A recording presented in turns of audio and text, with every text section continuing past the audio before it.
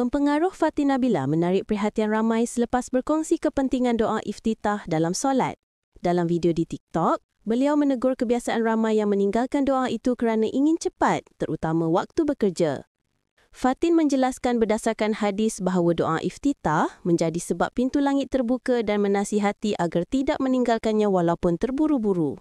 Perkongsian tersebut mendapat pujian ramai yang berterima kasih atas peringatannya.